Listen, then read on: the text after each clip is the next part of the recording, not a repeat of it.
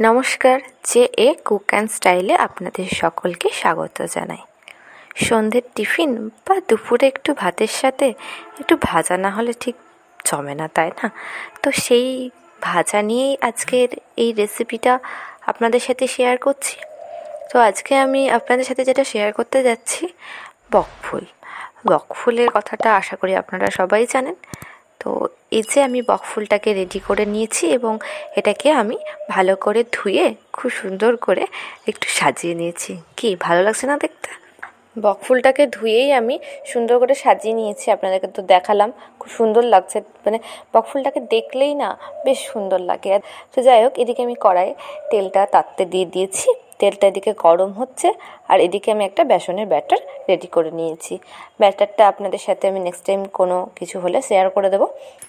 ব্যাটারের মধ্যে একটা করে আমি বকফুল দিয়ে নিচ্ছি এবং সেটাকে আমি ভালো করে বেসনটাকে ভালো করে মিশিয়ে আমি একটা একটা করে তেলের মধ্যে দিয়ে দিচ্ছি।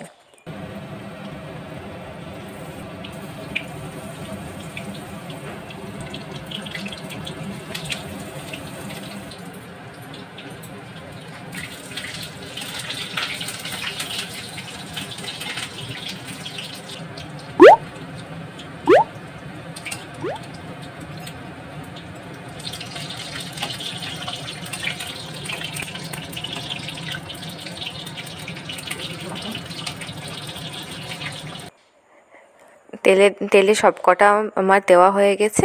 এবারে আমি একটা একটা ভালো করে এদিক ওদিক করে লাল করে ভেজে নিচ্ছি।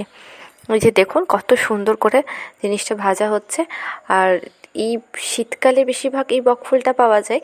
আর বকফুলটা খেতে এত ভালো লাগে, খেতে তো খুবই সুন্দর লাগে। এটাই সাধারণত আমরা সবাই খেয়ে থাকি, কিন্তু এটার একটা অন্যরকমও রেসিপি হয়, সেটা আপনাদের সাথে আমি পরে শেয়ার করব। এক এক করে আমার বকফুলের বড়াগুলো সব কমপ্লিট হয়ে গেল।